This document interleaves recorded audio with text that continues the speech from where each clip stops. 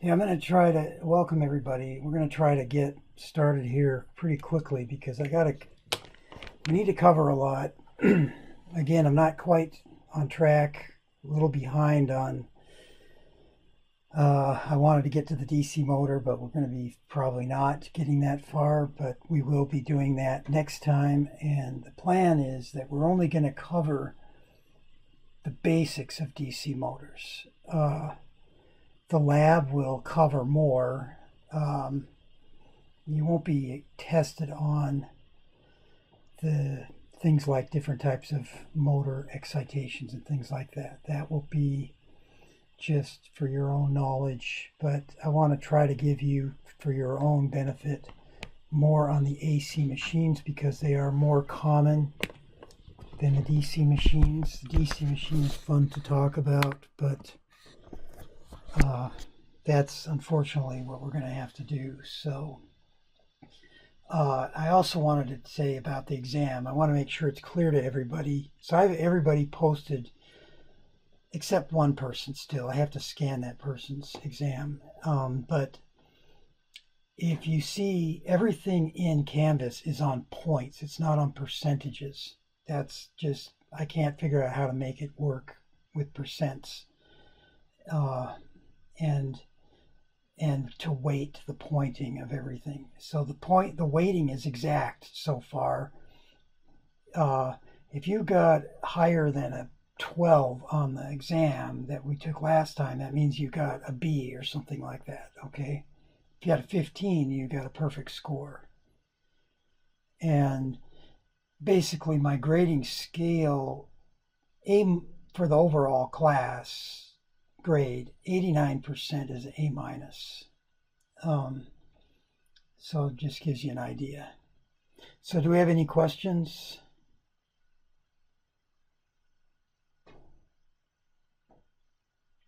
Y'all still hearing me okay?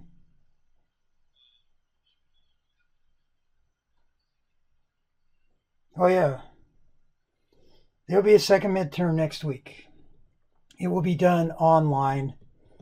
I will get you the details on Thursday. That was per my email that I sent out. So we have to do our exam online now. Okay, I don't know anything more about how we're going to do that until Thursday. I'm still trying to figure that out. Is that clear to everybody? Was there another question? Good. All right. Okay. Well, let us proceed with with this lecture material because we've got a lot to cover here today. And I posted a handout. I apologize that last time's notes didn't get posted until this morning. It was a major nightmare getting me to get those things cleaned up. It's because of this one note. I can't tell where the stinking pages were. And that one was a real mess. It took me an hour and a half to format it. Obviously, I'm doing something wrong. But these notes are also, you should see them up in the chat. I'm looking right now on my other computer to check. Real quick, if I click on my show conversation. Well, I'm not seeing them. I posted them from my other computer. Let me double check. But they are up on Canvas too, just in case. See, they are here. I don't get it.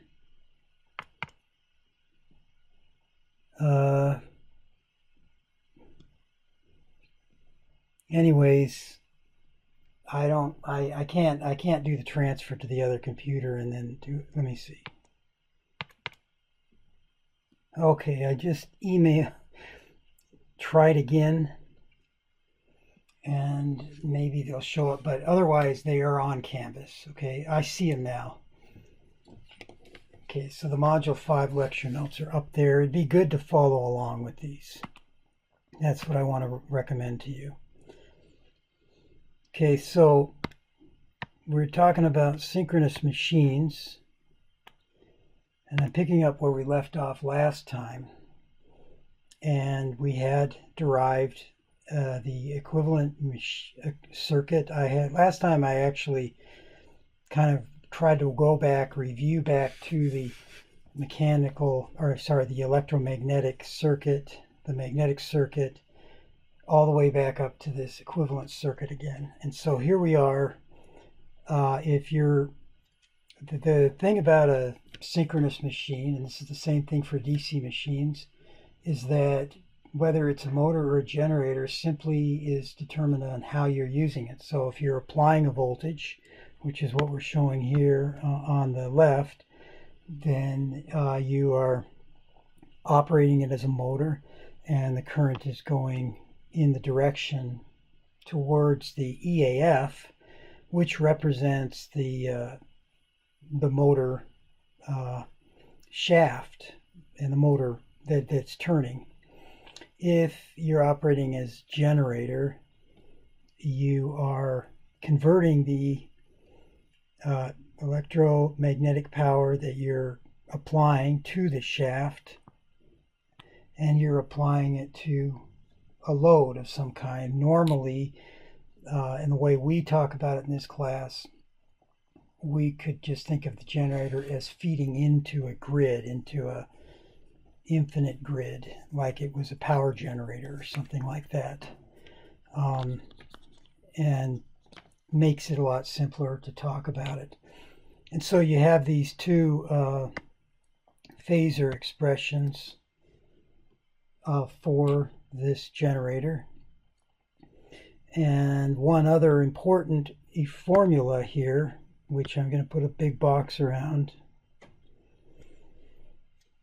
is another way to find the EAF, or the EMF of the motor or generator. And that's from this expression, which connects it up with the field current. And you've got the mutual inductance between the one of the phase windings. And so what we're really kind of representing here is the phasor EMF of phase A. So you have three phases. But we use phasors. We can basically analyze one phase, and we can understand what's going on with the whole system. And there's a question, something to the power of J del. Brandon, does that answer your question? No, it's E. This is an E. No, sorry, that's an E. I appreciate you pointing that out. E to the J del. We'll talk about this. Of course, I've said this, and I'm going to prove it to you today. This is what we were calling the torque angle. So every machine has a torque angle of some sort that corresponds to how much power you're drawing. Now what I want to show you here is a phasor diagram of these equations here. And you need to get good at doing this. We're going to go through an example. It's the same thing that we've been doing from the beginning in Module 1, but here the phasor is where it really comes in handy. So let's just say, first of all, remember with phasors, use per unit. You can use volts and amps, but you're going to end up, it may not scale very well. If you use per unit, everything's going to work. And essentially what we're showing here, I've got two axes. I'm going to show you this is a demonstration. We're going to say I'm going to be a motor, and I have a leading power factor. And I'm purely going to look at this from a standpoint of phasors. So I've got a a voltage, and we're going to say I'm running at nominal rated voltage applied to a motor. So, whoops, I don't want that. Hold on. So I've got nominal applied, so that would be like 1 per unit. So there's my phasor right there.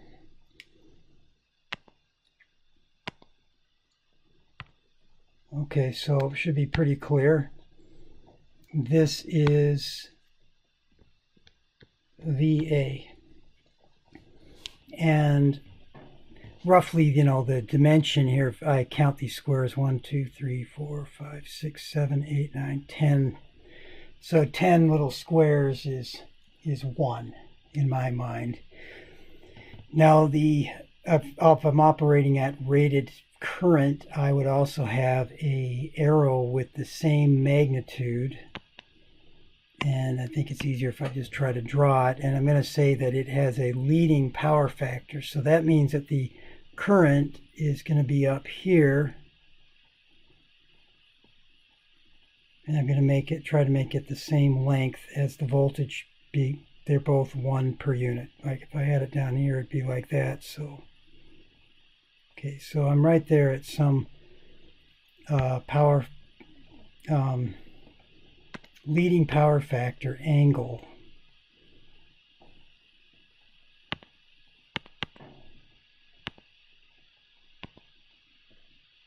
Try to make it big here. Okay, change that color. Okay, well, I don't like that. Okay, and then I'm going to have my current here. So that's the phase current. I've got a power factor angle I can say is phi, or phi PF. Now the little trick I've taught you all about phasors, we want to do this phasor math, right? So if we wanted to find the EAF, in this case, I'll rewrite this equation right here. So we're talking about this equation here. And I would say, okay, let's say that EAF is equal to VA minus JXS times the current. I put here IS. It could, I'm going to say it's IA. It could be IS or IA, meaning stator current, right? Let's change that so we're not confused. Okay, so the XS would have to be given in per unit.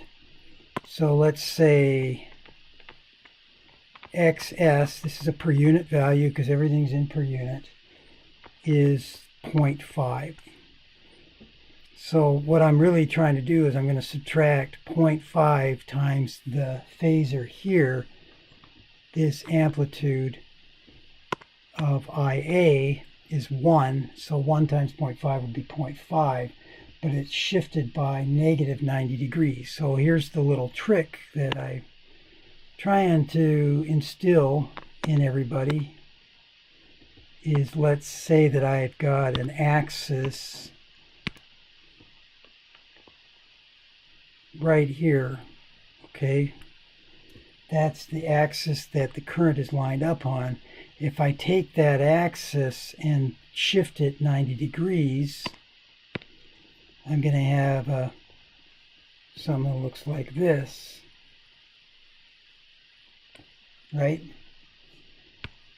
And so I can take the current, and essentially you're going to rotate the current either plus 90 or minus 90. So this is plus 90 degrees. This is the minus 90 degrees. So we're going to rotate it minus 90 degrees.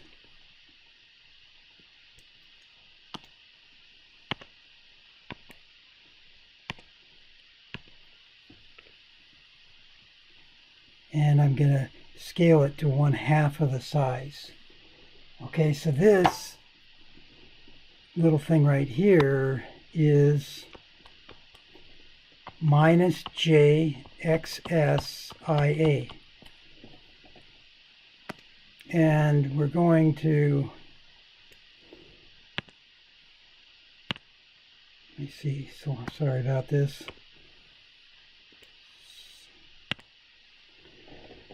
Okay, I'm going to take this and move it.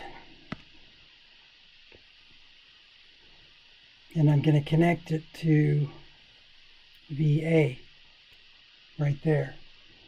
And then I'm going to draw a line from the center, from the origin to the tip of that point.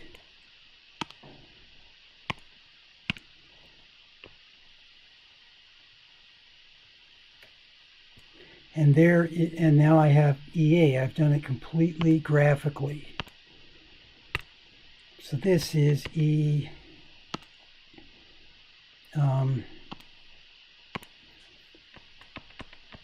That's EA or EAF. Sometimes I forget to put the F on the end. Okay, now there's an angle right here. We know that the phase angle of EA is going to be this angle del. So it's right there. Now notice that del is less than 0. Remember that we said that for motors, the torque is proportional to the negative sign of del. If it's this is an electrical angle, so in the book they call this del E as opposed to a del M, which would be a mechanical angle. And I'm going to ask a tough question to see if you're with me. Does anybody know the difference between del M and del E? I think we talked about this last time. Yeah, exactly. Almost, yeah. If you were going from electrical to mechanical, what you said would be true. That's right. Del mechanical would be del electrical divided by the pole pairs. So divided by poles over 2. Del electrical is poles over 2 times del mechanical.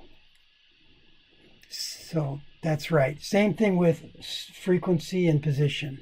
Okay. So it's just off by a scalar, but the same thing here applies. And the fact that we have a negative angle here tells us that we have a motor. If you remember the very first time we went through this, and we even used Lorentz force law to derive the torque. And we're going to talk about power and torque and how they're related today. Okay, any questions, or is that clear? Thanks, Mustafa, for that input. I really appreciate it. Yeah.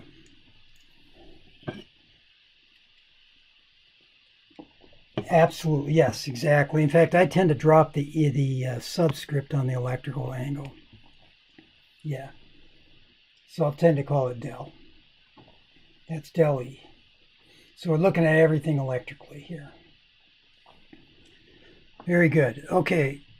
So let's go and look at it as a generator. So as a generator, I'm going to start with the same things, but I'm going to run, here I'm talking a lagging power factor. And if I'm a lagging, so I'm going to draw the voltage first.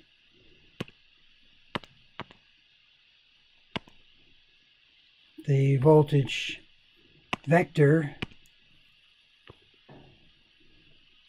1 per unit, we're operating right there.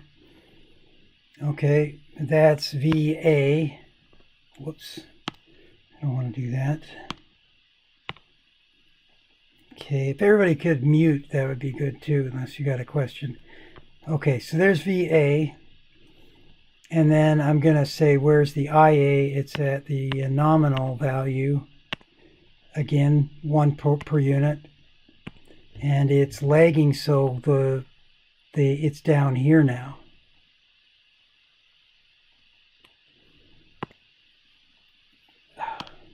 Okay, and then I'm going to say here's the angle, power factor angle, and I have to do this. Okay, so to find EAF, it's going to be V, coming from this equation here, VA plus JXF XS times IA. So this is simply, instead of a minus, it's a plus.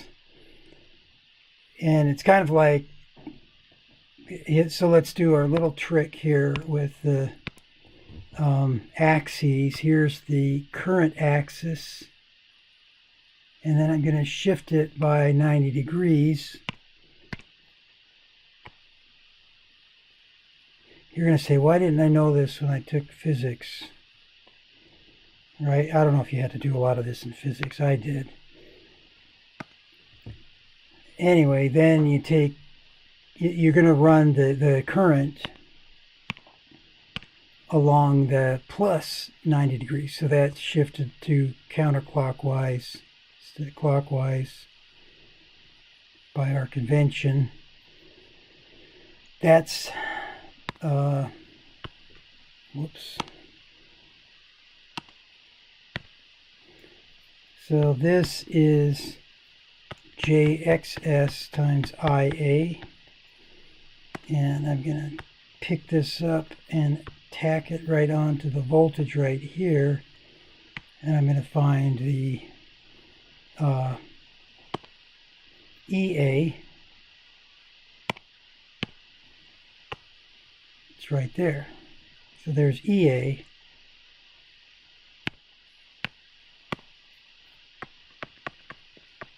And the angle del E is now positive, so del E greater than 0.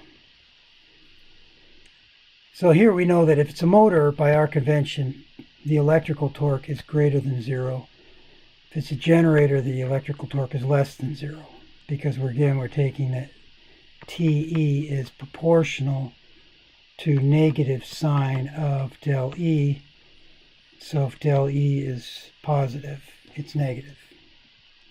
Does that make sense to everybody? So I've kind of proven this. Now let's say you're going to say, oh, well, what about the power factor? What's that going to do, right? That'd be my question. So let's, if everything will cooperate here. Hold on, darn it.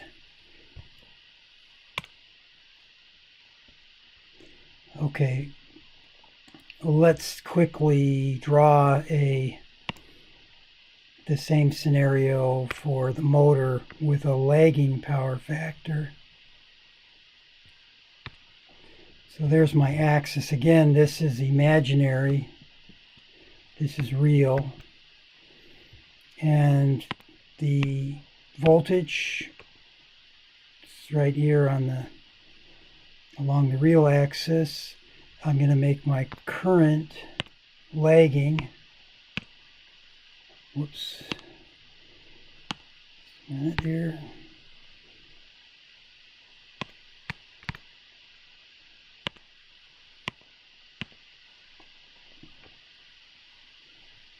So the current's lagging now. I know that I've got to subtract JIA. So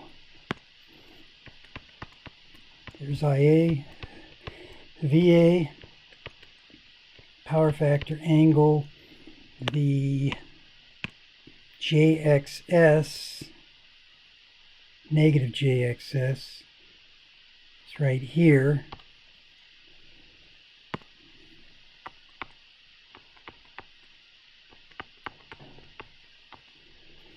I'm going to pick this up and I'm going to connect it to IA, and I'm going to draw the EA.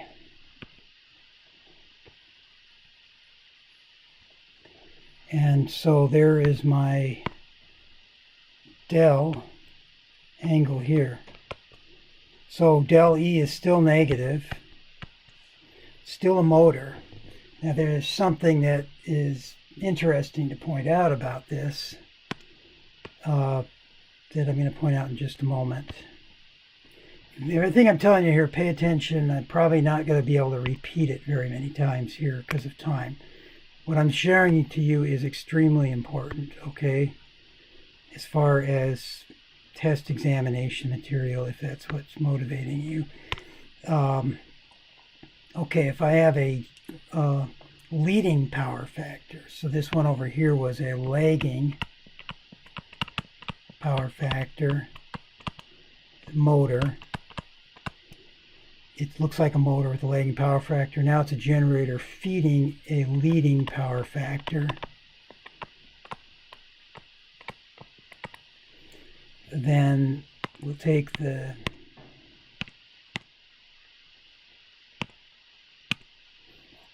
voltage along the real axis again. Take the current leading, it's going to be up here. We want to take the plus JXSIA. So that's going to be the 90 degrees shifted to the clockwise, counterclockwise right there. We're going to take this and add it to the voltage, and then we're going to draw a line from the origin to the corner, to the end of the arrow there, and we have what? Okay, so that was power factor angle, and this is del E. So del E is still positive. Okay, so I'm kind of prove to you that this all applies. Now there's one other important point here that I want to make about this result, and that is the let me just fix this here. The point is that EAF, okay, so let's look at this expression right here. What is EAF proportional to? If I wanted to change the magnitude of EAF, thinking of it in that terms, what is it that I would change? Someone's got to tell me this one. Right, what current is that? What? What kind of current? And where is this current? What is that? What does that represent? Current where? Field current, you're right. That's the field current. So the field current is something, and I can control it. Now here's the cool thing. If I'm a motor, I can control my power factor by changing my field current. That's what this tells me. If I'm running at the same load, same torque, and I want to change the power factor of the motor, I can just, if I want to make it lagging, I reduce the field current. So look at this, right? EAF here and EAF here. So the magnitude of that phasor is less. So for the motor, I don't know why this is so slow here. Okay, for the motor, if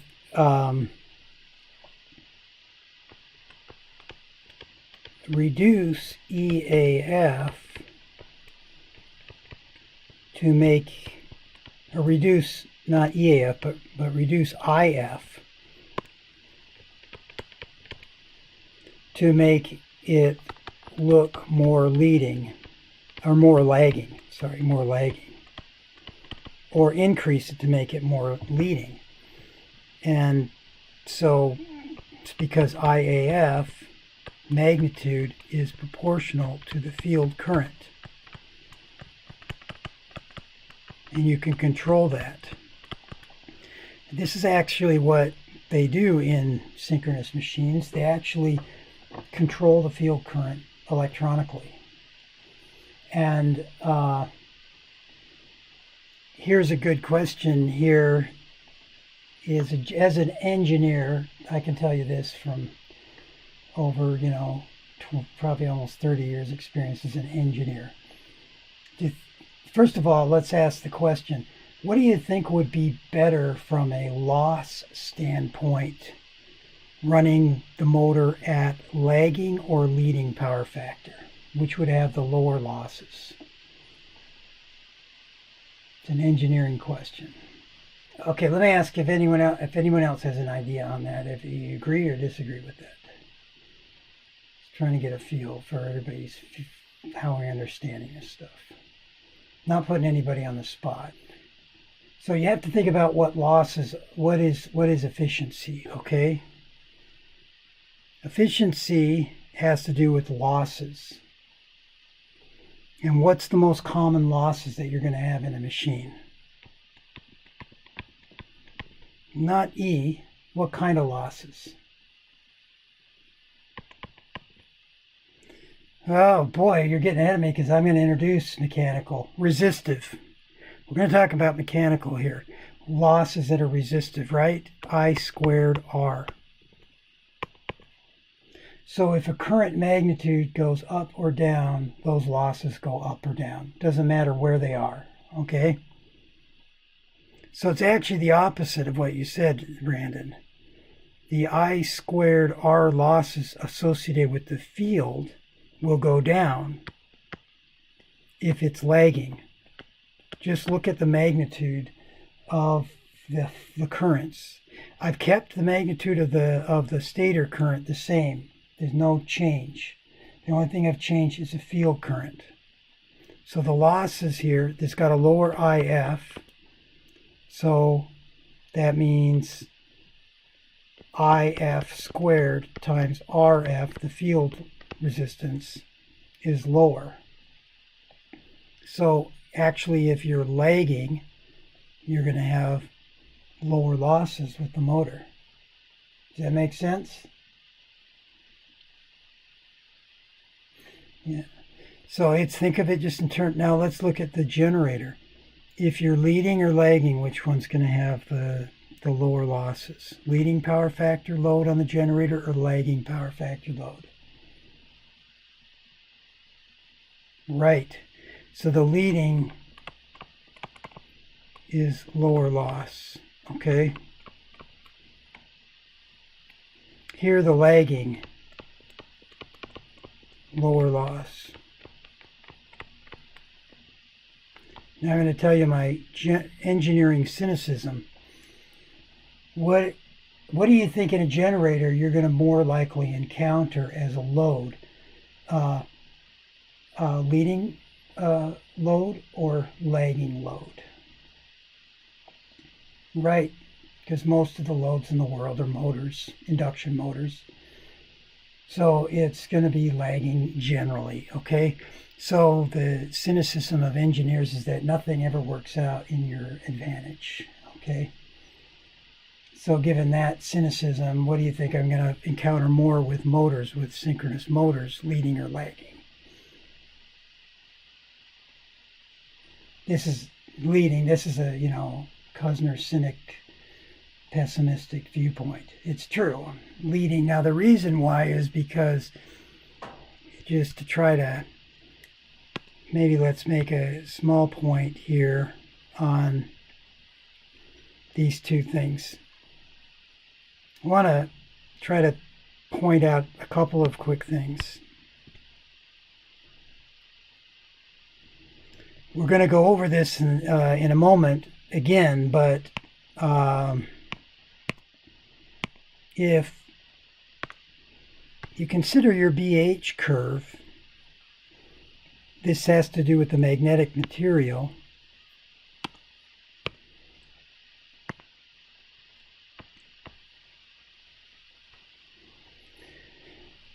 So I'm looking at the x-axis here is B and the y-axis is H. And if I'm going to operate a machine at, where did I tell you that we typically want to be designing and to have our nominal design point at? To fit right at the knee, right? So that's right there in that range. So we could say this is this range here. I mean, here it's a linear range, right? And then it starts to slope off. And so there's kind of a range that you're going to want to operate in. And the reason is that, first of all, from a design point, you're going to design right as close to where I'd say this kind of optimal point here from the perspective of H. Now, if I'm talking about this as the B, so this is the B flux density in the air gap. It's also the flux density in the core. This field current here that I'm talking about, the H is going to be, if you remember last lecture, proportional to the field current. So we can increase it and decrease where we're at on this curve by changing IF. This, remember, the B is proportional because of Faraday's law to the open to E. It's actually proportional to EAF. So EAF is a good understanding of where you are on this curve as well. That really tells you whether you're on the knee or not. You could calculate back from E. You could find B from that expression, that we shared. That E RMS is square root of 2. Very most important equation of this class. Fe times the effective the turns phase in the case of a generator, winding factor, turns per phase, flux per pole. Okay. So if I'm a generator, what they usually have is you're gonna electronically control the field current, and you're gonna try to control the voltage. So essentially, what I'm saying is control IF to keep VA constant. As your load goes up and down, otherwise your VA is going to go up and down. So that means as your load goes up, you're going to have to put more field current into this thing. So you're going to have to increase EA,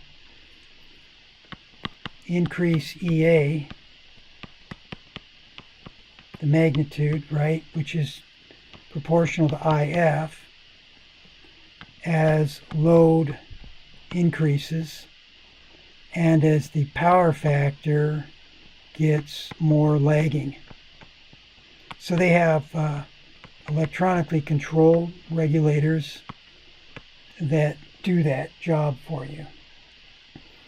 And so essentially you design a machine that you're really kind of operating in this yellow range that I'm showing right here. Because you actually don't have to move, well, let's see, you do have to move your field current a lot. The other thing you have working against you, this is a side point, is heating. That increases the field resistance. And that effect means that essentially you've got a regulator that's controlling the voltage to the field. And your field looks like it's got a big inductance and it's got a really big resistor here. It looks like that. It's actually the most lossiest and hottest part of the motor, of the generator or motor. And your controls are doing this. And as the resistance, as the wire heats up, the resistance gets higher also. And the fact that you're operating around this knee tends to help you with that problem. In fact, you could almost naturally regulate a generator with resistance without electronic field. So if you go to Home Depot or Menards and buy a generator, they won't have an electronic field. It's going to actually regulate the field with the resistance. And so there's a little engineering tidbit. And with the motor, here's why the motor has to be leading normally. And a little side point here is power electronics. So the most common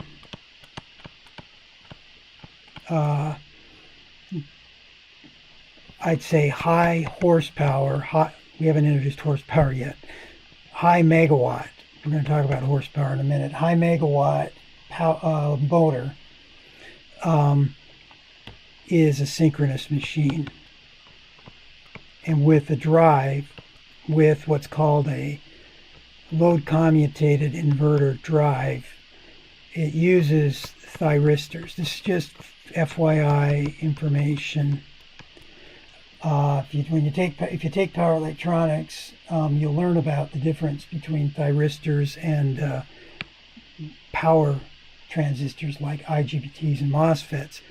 But essentially what you have is you've got a supply and you want to control the frequency of the motor to control the speed, and you want to control the voltage and the frequency together to control the flux in the machine. Well, you do this through a power electronic converter that uses thyristors or SCRs. They look like diodes, except you can control when they conduct through a gate. So these little gate signals here, and there's a big inductor here and a big inductor here, and you have we're going from AC to DC and then DC to AC into the motor. And these are all thyristors here. And here's your motor here. That's your synchronous motor. You want this to look leading because you can delay turn on of these thyristors, which act like switches that you're controlling, but you can't turn them off. The motor has to help you turn them off, and so the leading power factor is going to help you turn the thyristors off. And the very first drives were built this way. This was before IGBTs. This is in a power electronic class, but IGBT completely transformed how we do drives. But still, in very high power systems, they still use thyristors. So any questions? This is just a kind of a side thing. It's not like something you have to know. Okay. All right. So we've got this information. Let's just move on to open circuit and short circuit. You all did this in the lab,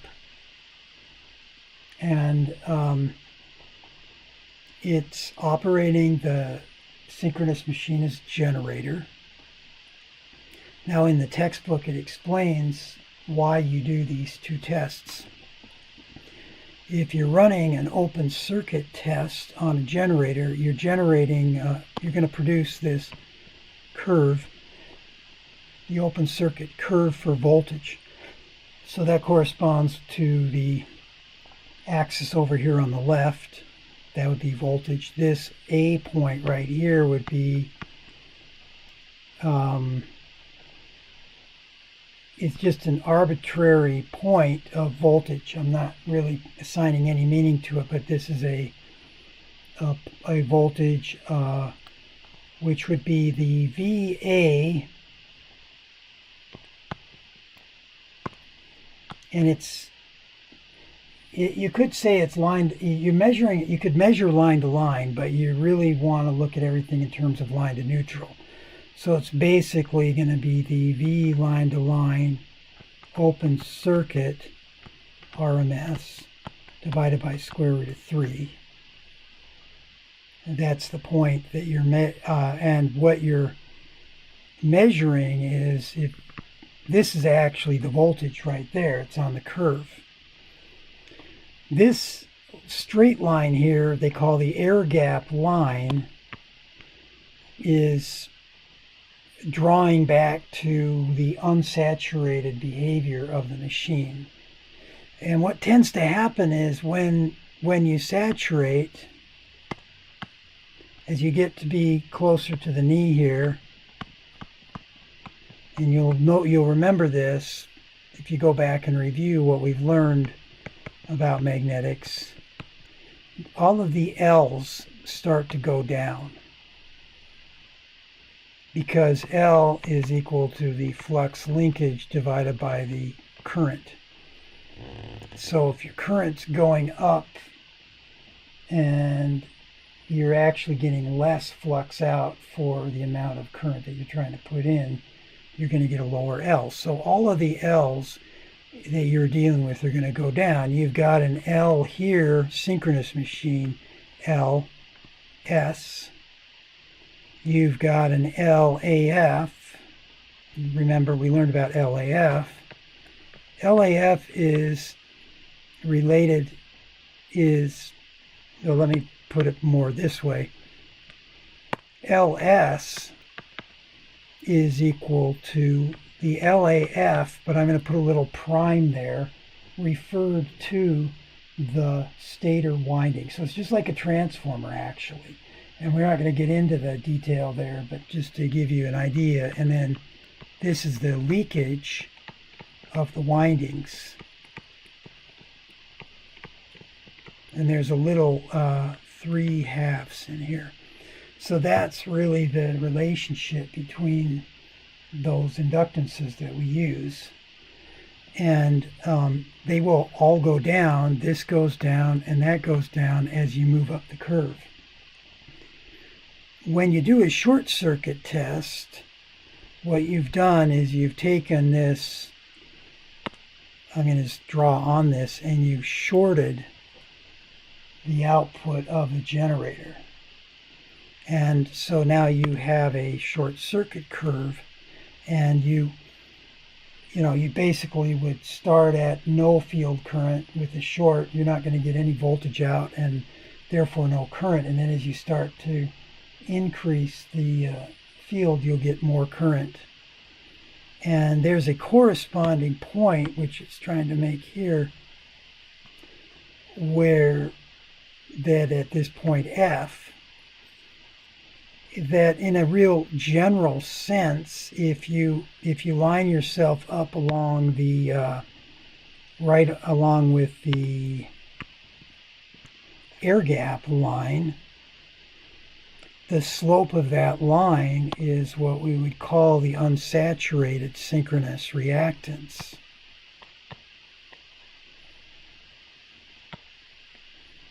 And it's a little bit complicated to understand all this, to go through and try to make sense of it. So we're going to try to take some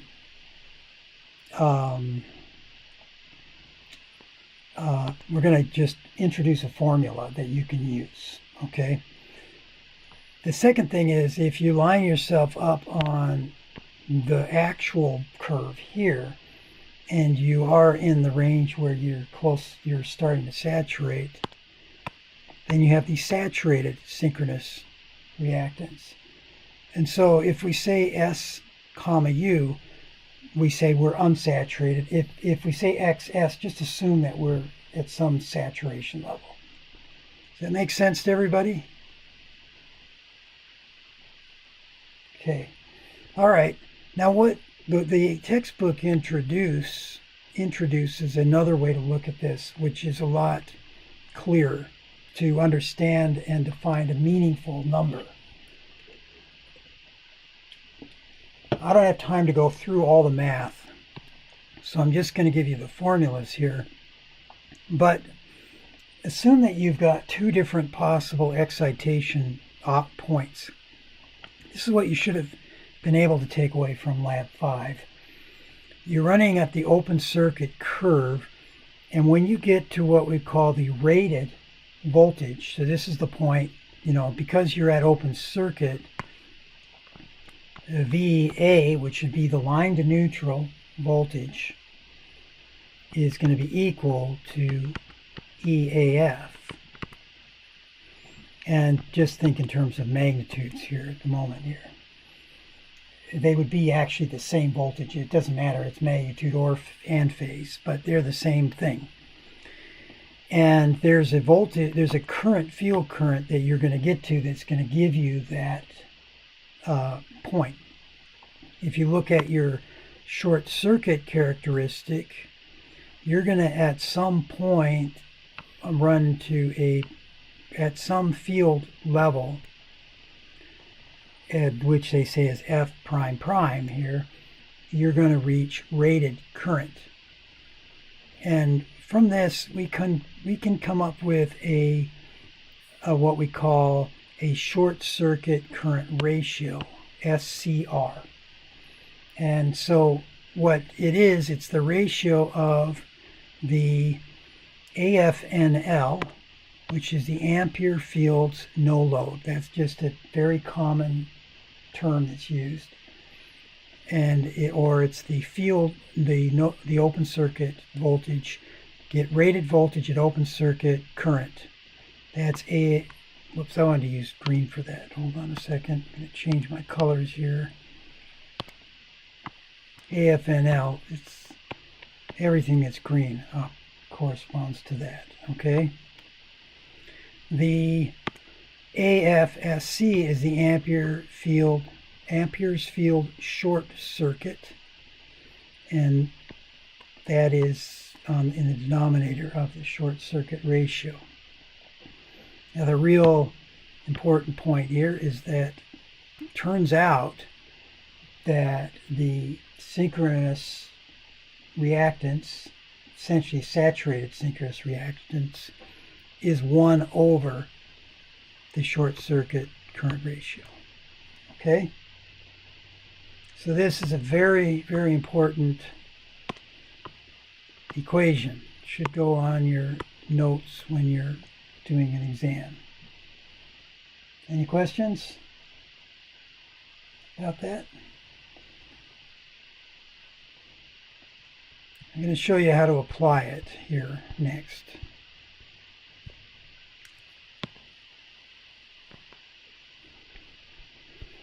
Okay, so let's look at this example right here. I've wrote this out ahead, and then we're going to go through some more things going beyond here. We're going to just talk about one generator, and I'm going to introduce a few other formulas. I've got a generator here now. Try to highlight what I'm talking about as I'm going. That it's been given datasheet information, and this is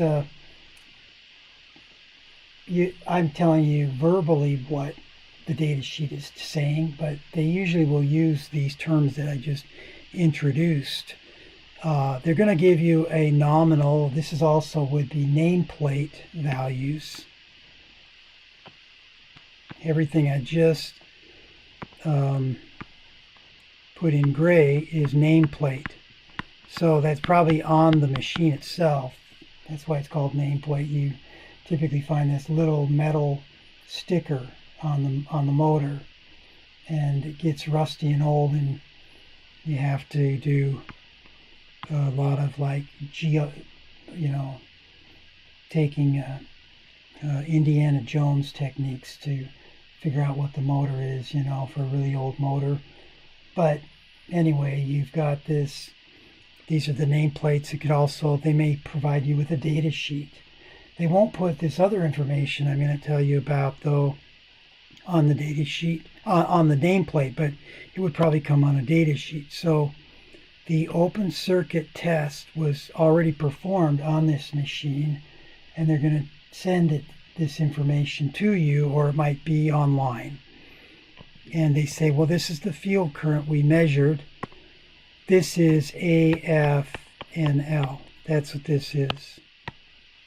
So I have an AFNL equal to 8 amperes. Now the other thing is, this is another this is a nameplate thing. That's the rated speed. So it would be a nominal. But they would specify in the test at what speed you ran this test. This turns out to be the rated speed for a 2-pole 60 hertz. I'm going to talk about that in a minute. But they would specify in the data sheet that also. Now they would also say we did perform a short. They may give you that information, and more likely they will supply the SCR. That would be the second thing, and you're going to thank me for teaching you that, because my whole life working for generators, I never knew what SCR was until I had to find it in textbooks and things. So now you know. They may just give you that, or they may give you the short circuit rated test information. What's the field current where they measured rated current? That's this current here. That's AFSC equals 5 amps. Okay, so there's the information, and now I'm going to say, well, I want you to find 3 things. Let's find the mutual inductance, LAF. We're going to find the short circuit current ratio. You might have it given to you differently, say on an exam or something, and it said I might give you the short circuit current ratio in AFNL and ask you to find the AFSC. Okay, it's just these things can go in other different directions. And then the synchronous generator reactance is XS. Find these 3 things. Okay, so first of all, how do we do this? We already know this. We talked about this. The magnitude of EAF is equal to the frequency omega E times the inductance LAF times the field current. This, interestingly, is what, right? To give you a little bit of insight, right? This is the lambda AF. This is the omega E, right? It essentially comes from d lambda AF dt. But when you're working with fluxes and flux linkages, you're working with peak values. So you have to divide by square root of 2 to get the RMS. That makes sense to everyone?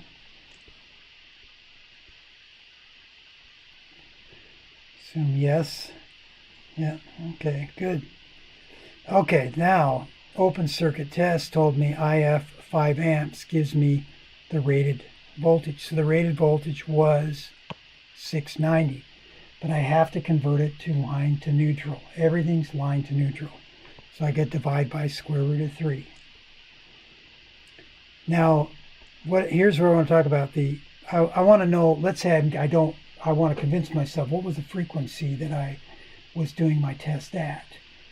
And I want to assume nominal, because if I'm working nominal, which is the rated, then I don't have to worry about it anymore. But let's double check. So I told you last time that the conversion factor between RPM, so this is N, speed in RPM, revolutions per minute, is equal to 30 over pi times the speed, omega, in radians per second. So that conversion factor basically comes from 2 pi radians per revolution, 60 seconds per minute. And so we have this conversion factor right here. We know our number of poles, so we're going to plug it in. We got 2 poles, 3,600 RPM, and we get 376.9, or that's approximately 377, which is a number I know happens to be associated with 60 hertz because I live in the United States and we use 60 hertz. Now I want to make another point, and this, I'm really doing some of this stuff to get us on track. We can go between speed and frequency for synchronous machines quite simply. But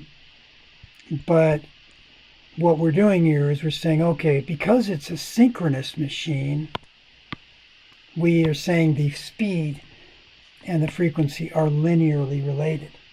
That will not be the case once we get into asynchronous machines, which is the induction motor. I'm trying to speed things up so we can get to the induction motor quicker, right?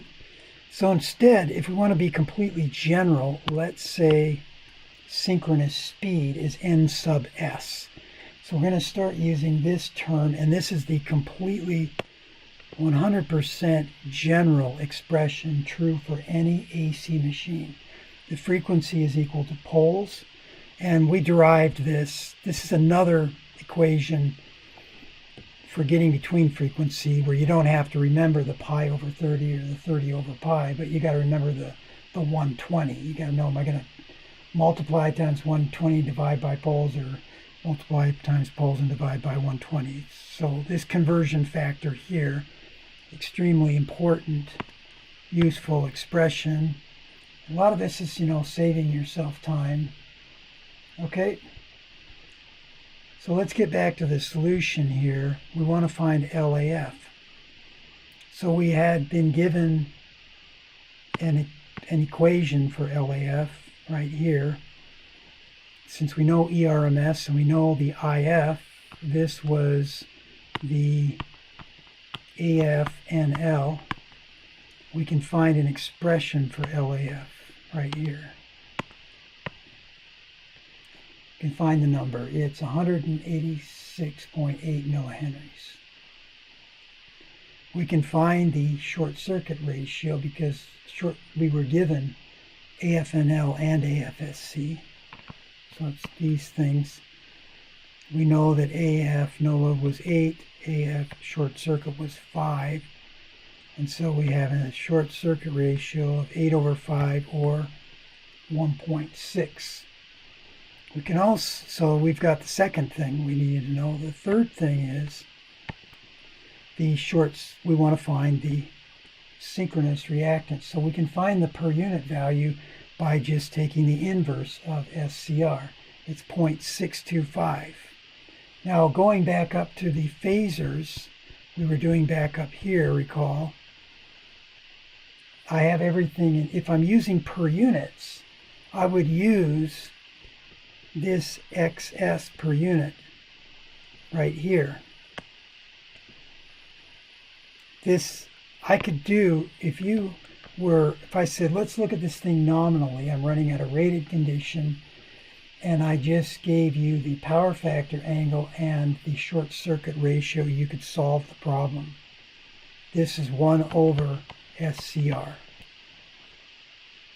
And I think one of the homework problems does this. So you go down here and we say, okay, we want to find synchronous reactance. We have to find the base quantity. So now we're going to go to the ohmic. Now it's back to per unit. I told you, everyone, that this is an ugly thing. It's not going to go away. It's not ugly, it's beautiful, but it's not going to go away. Okay, we have to know, how do you go between per unit and ohmic quantities? So we have to find the base. Now for the machines, any AC machine, you're going to pick the stator as your base, or the armature windings in the case of a synchronous machine. And this is AC machines. You will always use the stator stuff. When we get to the DC machine, you'll use the rotor. But anyway, the V base is the line-to-line rated voltage divided by square root of 3. So it's 398.4. The base power is the volt amperes that was given, 250 kVA. Now we can calculate I base by Since this is a per phase quantity, we have 3 phases. We're not using, we could also do it this way. We could say the rated power divided by square root of 3, V line to line rated.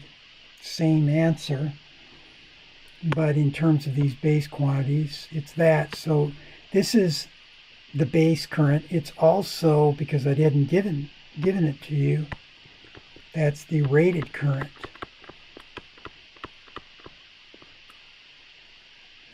I line rated. And then we have the base impedance, the ratio of those two things, of 1.86. So the ohmic value of the synchronous reactance is the base impedance times the XS per unit. You could also say that's the same as the Z base divided by the short circuit ratio. And now we have 1.16. Okay. Now I'm going to go a bit quick here. We're going to try to find some more things. So I want to introduce something else. Let's find EAF if we're operating at a motor feeding a shaft power of 286 horsepower. And now, thanks to Brandon for bringing up mechanical efficiency, because we're actually going to introduce that. There's such a thing as mechanical efficiency. And really, if you recall, what is efficiency, right? In general, efficiency is the power out over the power in. And when we talk about machines, rotating machines, we're going to talk about mechanical power. So the P out is the power that the shaft can deliver to whatever it is you're trying to do. You're trying to pump something, or you're trying to lift something. It's going to require a certain amount of power. Okay, that's mechanical. Over the P in, mechanical. But this is the power. Sometimes I call it the PE. It's in the synchronous machine. When we get to the induction motor, there's a little difference between these two things. This could also be referred to as the gap power. So this is the power that is delivered to the synchronous machine from the stator side. That's mechanical. Okay. So if I say that I'm running at a 98% efficiency, I can know what input power I have from the machine. And I have an input power factor of 0.9, and it's leading. So this is what I've been given. I want you to find EAF. The other thing is I want to find the field current for that condition. I want to find the mechanical shaft torque. Draw the phasor diagram. Now we drew a phasor diagram up earlier. We're not going to have time to show that, but I want to use give me a few more minutes. We can go through the rest of these points here. Okay, so first of all, I've already pointed this out. Synchronous machine can be a motor or a generator. You were given all the data sheet information as if it was a generator, but we're running it as a motor, so it doesn't really matter. So the second thing is, what is shaft power, more commonly referred to as shaft horsepower? So let's look at this setup here. This is your setup that we're describing. You're providing power from essentially your motor. I'm drawing this little gray box around it.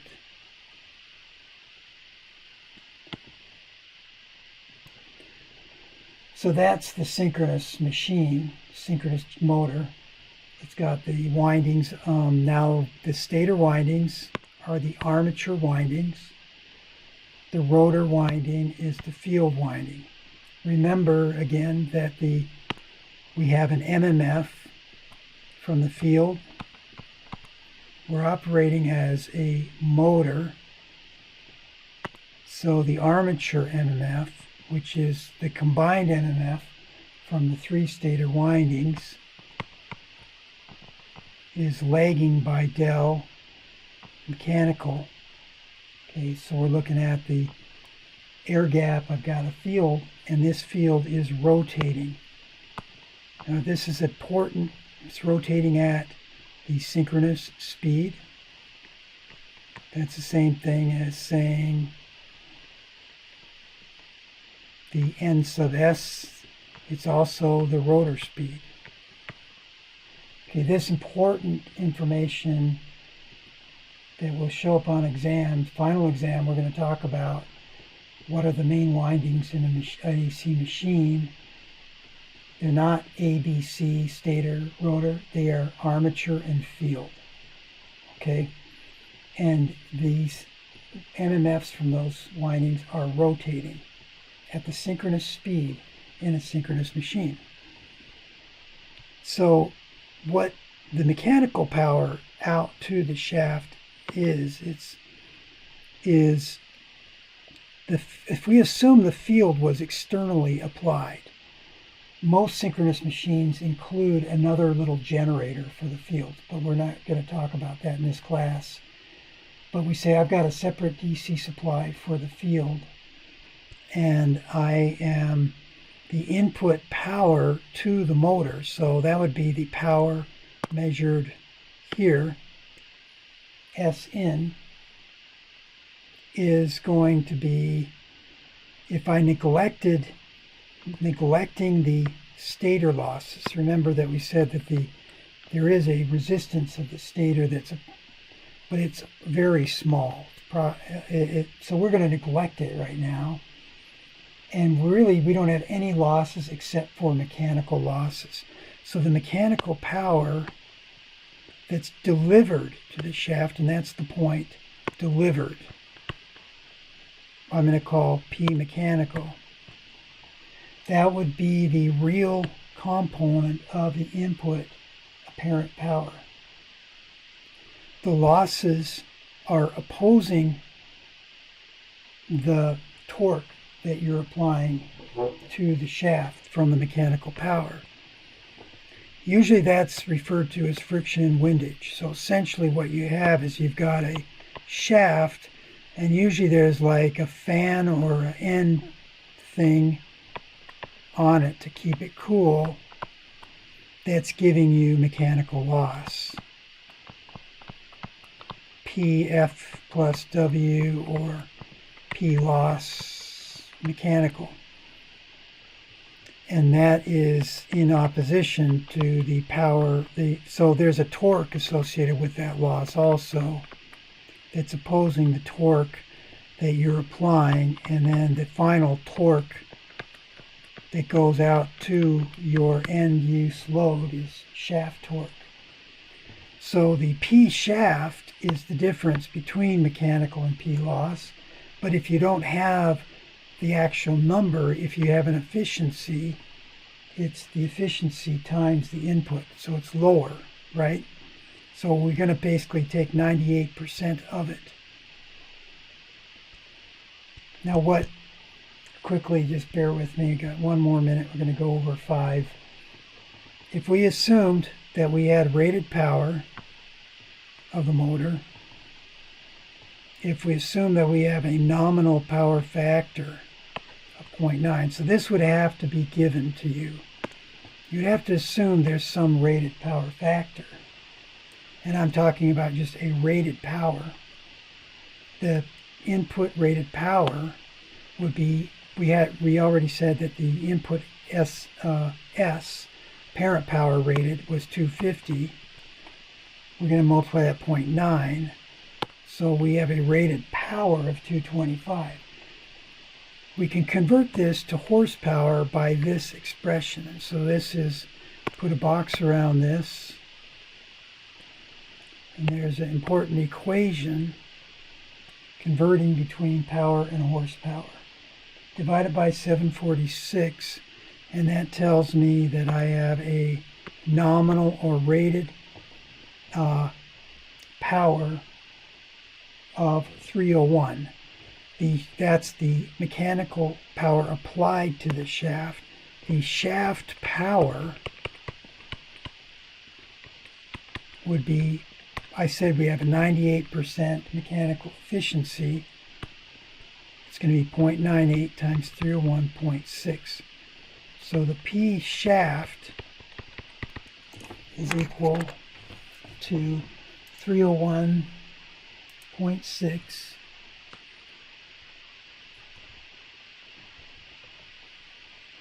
times 0.98. So that's 290, approximately 295 horsepower. Finally, what's torque? I'm going to introduce one last expression and then we're going to pick this up. There's a relationship, there's another way to get to torque other than all the difficult stuff we did in chapter 3. If you're a mechanical engineer, then you would maybe know this. So the torque is equal to the power divided by the speed in radians per second. And this is a mechanical speed. So that mechanical speed would be, we know that in a synchronous machine, the electrical speed is omega E.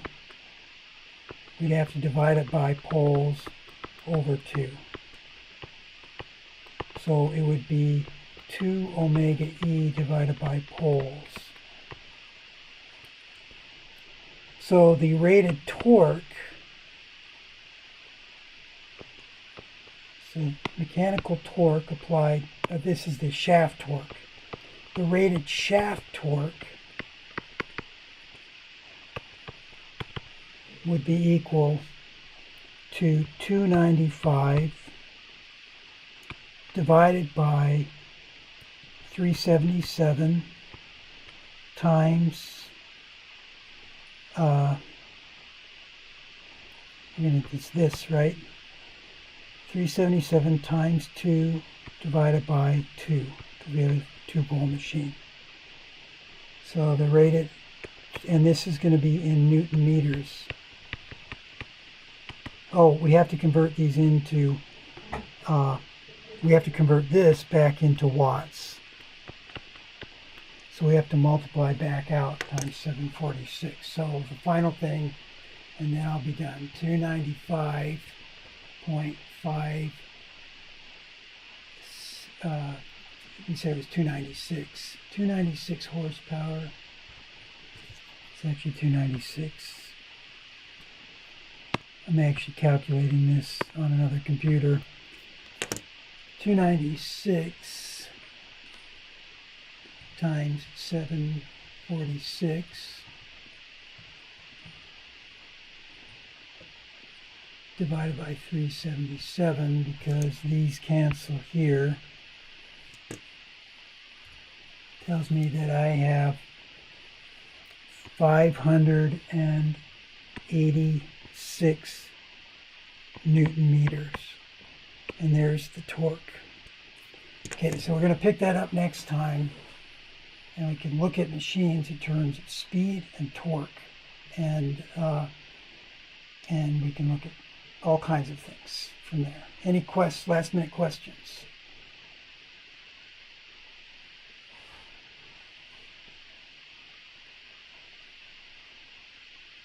I do appreciate the fact that we got most of the class online here today. Okay, nothing? You guys still hear me? Yeah. I think someone's going to say yes, right? Okay, good. All right. I'll stay online if anyone has any specific questions for another 5 or so minutes. Thank you. Yeah, it's due on Friday, maybe Saturday. I'll tell you why here's what I want to do. I want to post the solutions to help you study for the exam by Saturday morning. And so that's kind of what I want to do, and I'd like you to turn it in before then. Is that fair enough? I know it's not always desirable, but anyway, you should be able to do everything now, but most of the homework assignment you could have done. The last few problems, maybe there were some questions. Yep.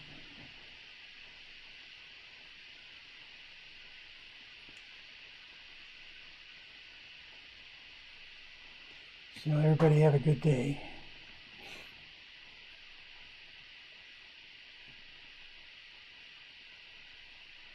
Yeah, okay, great. Problem 7, okay. I gotta try to remind myself which one it was. Problem 7.